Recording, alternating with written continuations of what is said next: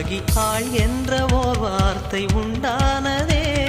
காதல் என்ற மந்திரத்தின் மாயம் என்ன, கல்லும் முள்ளும் இப்போது பூவானதே. வானவில்லின் துண்டொன்று மண்ணில் வந்து யாருக்கும் சொல்லாமல் பெண்ணானதே. தென்மேற்கு பருவ